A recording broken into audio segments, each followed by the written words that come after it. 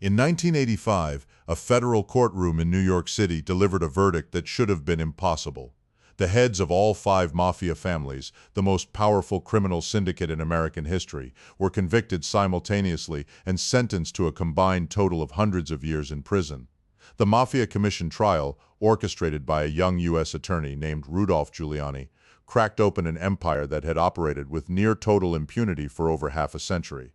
But the real question isn't how the mafia fell, it's how an organization of Sicilian immigrants built a shadow government so powerful that it controlled entire industries, corrupted the highest levels of American politics, and at its absolute peak generated more annual revenue than most Fortune 500 companies combined. To understand the scale of what the mafia became, you have to go back to the moment it almost destroyed itself.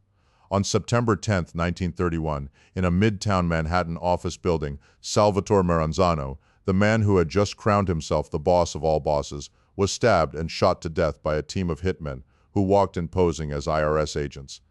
Maranzano had won the brutal Castellamarese War, a bloody internal power struggle that left dozens of mobsters dead across New York. But he made one fatal miscalculation.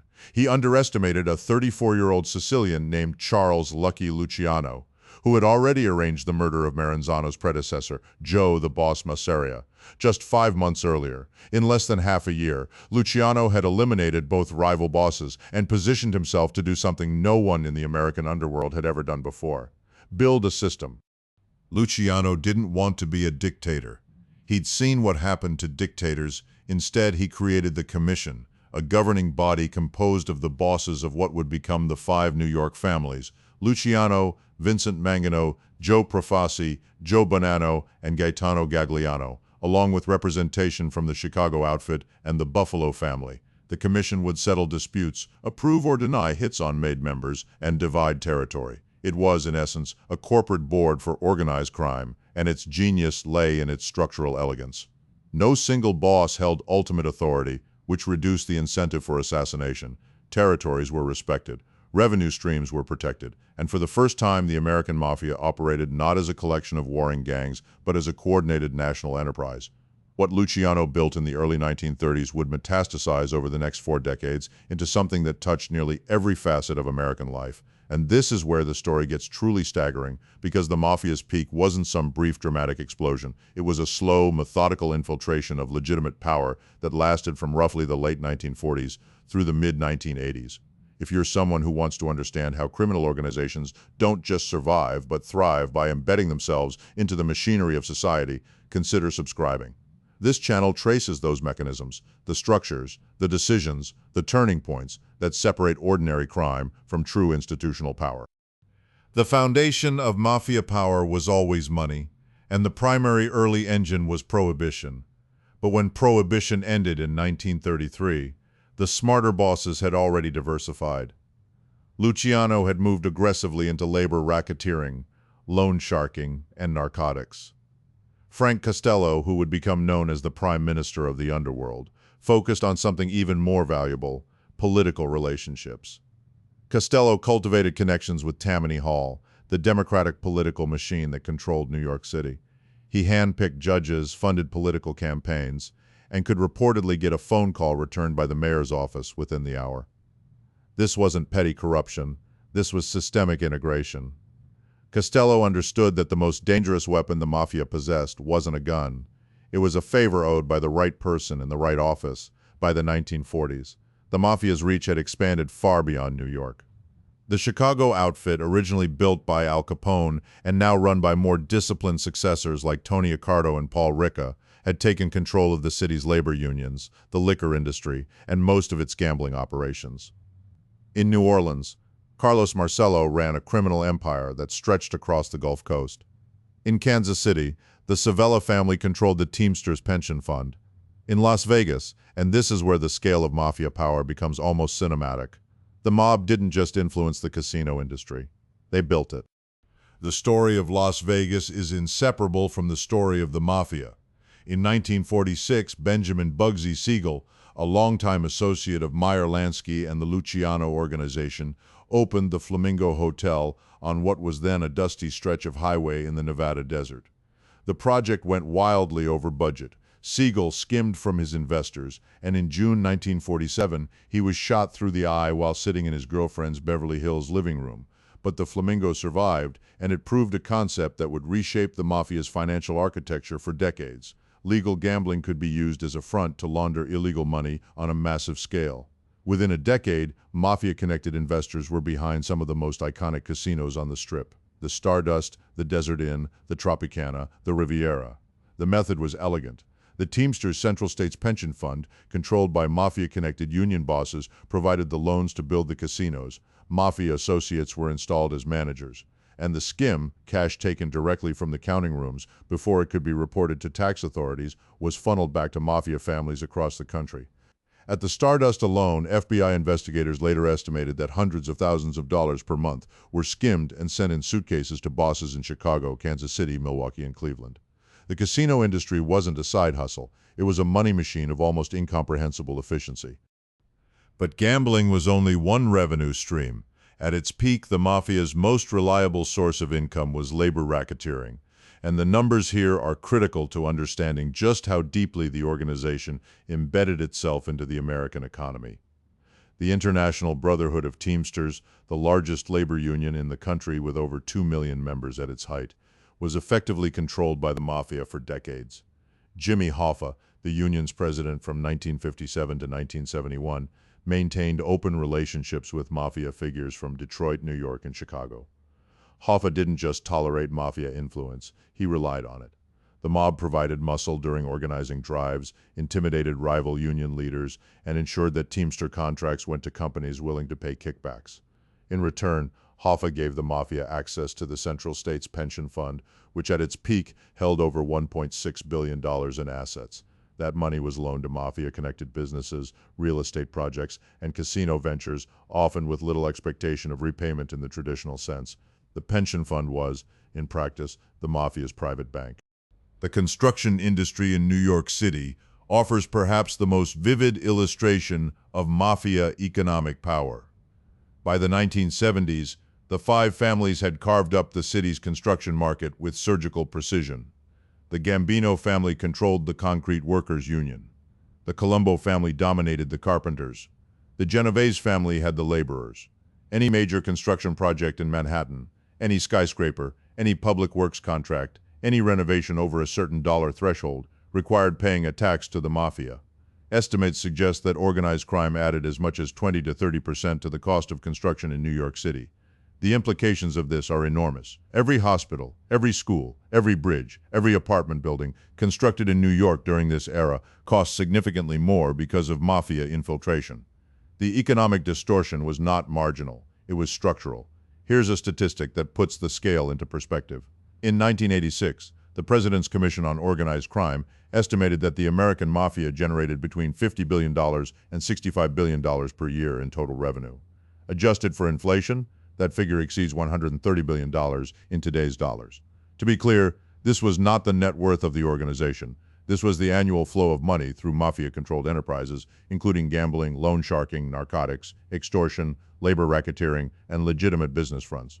At its peak, the mafia was among the largest economic entities in the United States, larger than many multinational corporations, and it operated with zero regulatory oversight, no tax burden, and the willingness to use lethal violence as an enforcement mechanism. No legitimate business could compete with that. And yet, for decades, the United States government essentially denied that the mafia existed. This is one of the most remarkable aspects of the story, and it demands explanation.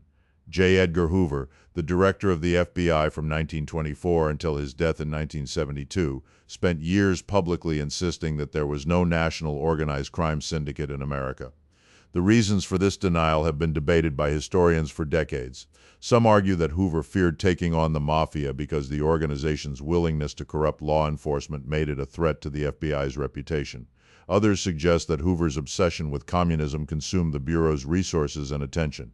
A more provocative theory, supported by some circumstantial evidence, holds that the mafia had compromising information on Hoover, possibly related to his gambling habits or his personal life, that kept him in check. Whatever the reason, the result was catastrophic. For nearly 3 decades, the most powerful law enforcement agency in the country looked the other way while the mafia consolidated its grip on American institutions. The event that made denial impossible was the Appalachian meeting of November 14, 1957. On that day, approximately 100 mafia bosses and underbosses from across the country gathered at the estate of Joseph Barbara in Appalachian, a small town in upstate New York. The meeting's purpose was to discuss the recent assassination of Albert Anastasia and to settle questions of territory and succession. But a New York State police sergeant named Edgar Croswell had been monitoring Barbara's property and noticed the unusual number of expensive cars arriving in this rural area. When state troopers set up a roadblock, dozens of men in silk suits were caught fleeing through the woods and muddy fields. The spectacle was deeply embarrassing for the mafia. Bosses who had built their power on invisibility were suddenly being photographed in handcuffs with mud on their Italian shoes, but it was even more embarrassing for Hoover. The Appalachian raid provided undeniable proof of a national criminal conspiracy, and it forced the FBI to finally acknowledge the existence of organized crime. Even after Appalachian, progress against the mafia was painfully slow, largely because the organization's code of omertà, the oath of silence, made it almost impossible to gather insider testimony. That changed with a single act of desperation. In 1963, Joseph Valachi, a low-ranking soldier in the Genovese family, became the first made member of the mafia to publicly break omertà. Valachi was serving time in the federal penitentiary in Atlanta alongside Vito Genovese, who had incorrectly come to believe that Valachi was an informant. When Genovese gave Valachi the kiss of death, Valachi panicked and beat another inmate to death with a pipe, mistaking the man for a Genovese hitman. Facing a murder charge and certain death at the hands of Genovese's associates, Valachi agreed to cooperate with the FBI. His testimony before the McClellan Committee, broadcast on live television to an audience of millions, was a revelation. For the first time, Americans heard a mafia insider describe the organization's structure, its rituals, its rules, and its crimes in granular detail. Valachi introduced the term Cosa Nostra to the American public and confirmed what law enforcement had long suspected. This was not a loose collection of criminals, but a hierarchical, disciplined organization with rules, ranks, and a national governing body. But even Valachi's testimony didn't break the mafia. The organization adapted, became more cautious, and continued to generate staggering profits through the 1970s and into the 1980s. The peak of mafia power, in terms of raw economic and political influence, arguably spans the period from the mid-1960s through the early 1980s. During this era, the five families in New York alone had an estimated 5,000 made members and tens of thousands of associates. Their combined influence touched the waterfront, the garment district, the Fulton Fish Market, the garbage collection industry, the construction trades, the restaurant and nightclub business, the narcotics trade, and the political machinery of the city and state. Carlo Gambino, who ran the most powerful of the five families from 1957 until his death in 1976, was so influential that he was said to have more real power in New York than the mayor. When Gambino died peacefully in his bed at the age of 74, a rarity for a mafia boss, he had never served a significant prison sentence and left behind a criminal empire that generated hundreds of millions of dollars annually. The political reach of the mafia during this period is difficult to overstate. In 1960, there were persistent allegations, later supported by testimony from multiple sources, though never conclusively proven, that the mafia helped swing the presidential election in favor of John F. Kennedy. The theory centers on West Virginia and Illinois, two critical swing states.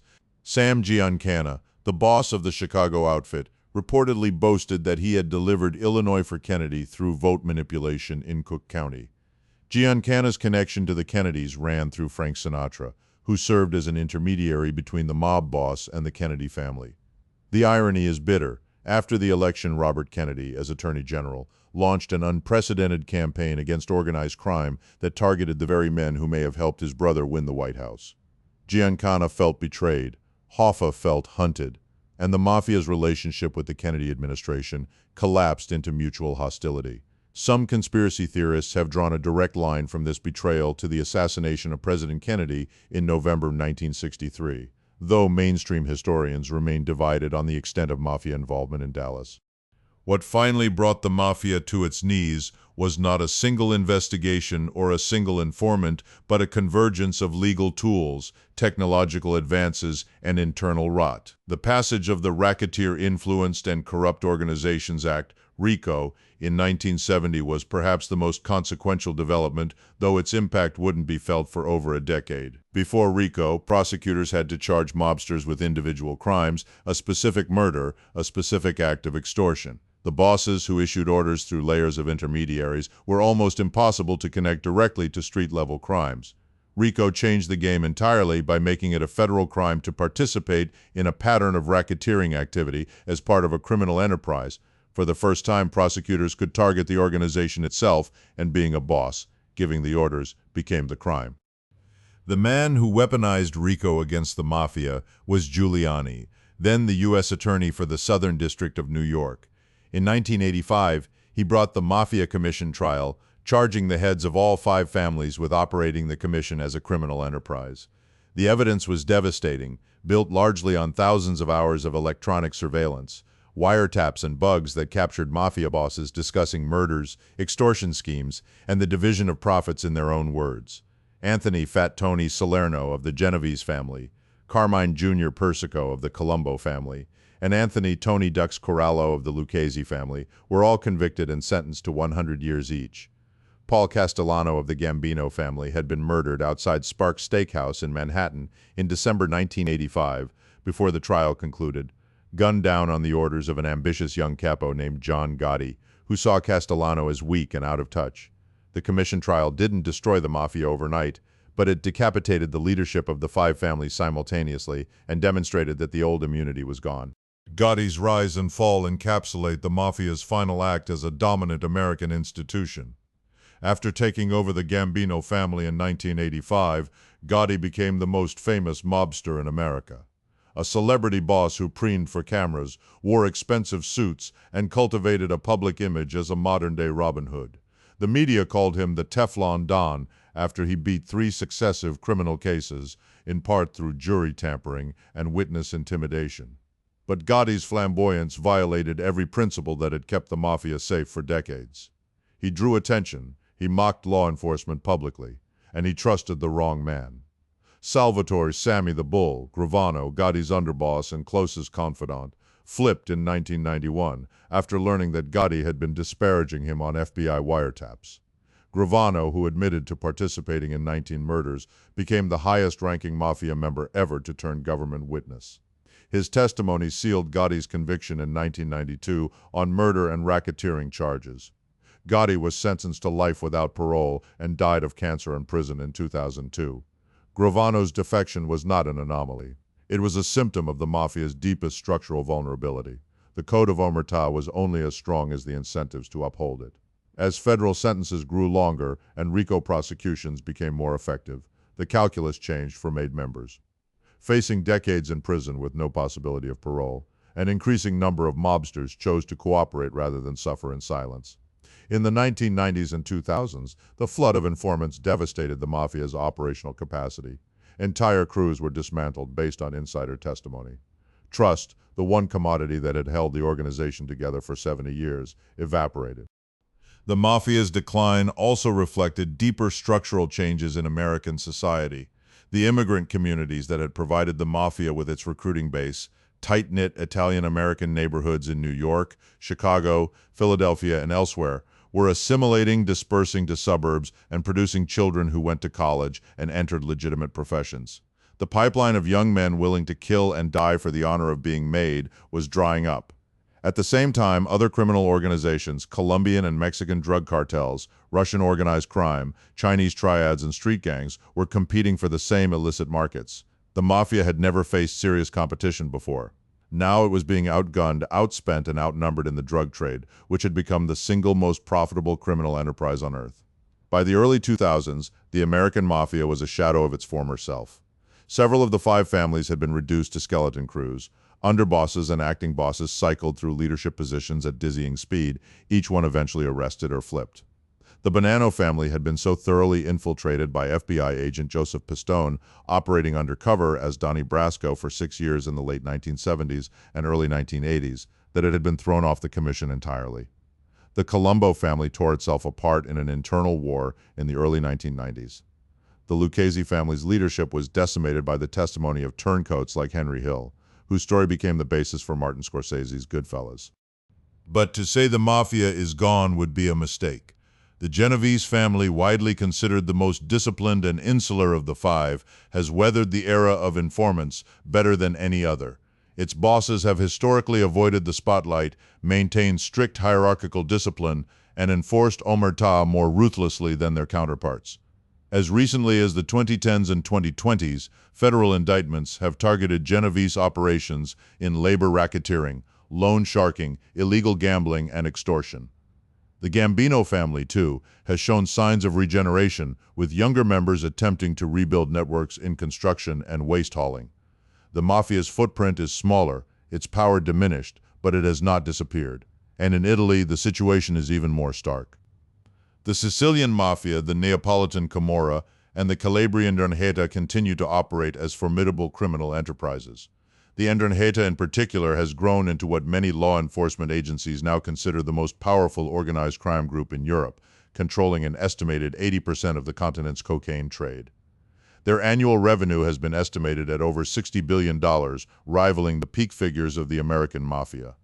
The model that Luciano built, decentralized governance, diversified revenue streams, infiltration of legitimate institutions, has proven remarkably durable and adaptable, even as the original American iteration has weakened. The legacy of the mafia at its peak is written into the physical and institutional landscape of the United States. The skyscrapers of Manhattan were more expensive because of it. The Teamsters pension fund was looted because of it. The Las Vegas Strip exists in its current form because of it.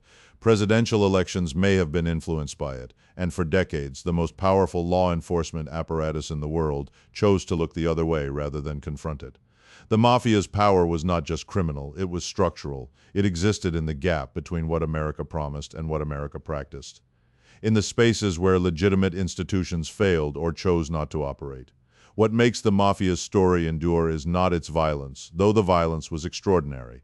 It's the architecture. It's the fact that a group of immigrants from a small Mediterranean island built a parallel government within the most powerful nation on earth and maintained it for more than 50 years. They didn't just break the law, they rendered the law irrelevant within their sphere of influence. They created a system of governance with its own rules, its own courts, its own taxes, and its own penalties for disobedience. And when that system finally cracked, it wasn't because the concept failed. It was because the men who ran it became careless, became greedy, became famous, or simply became old. The machine outlasted the men who built it, and even now, in diminished form, it keeps turning. The real power of the mafia was never the gun. It was the structure, and structures once built are very hard to tear down completely.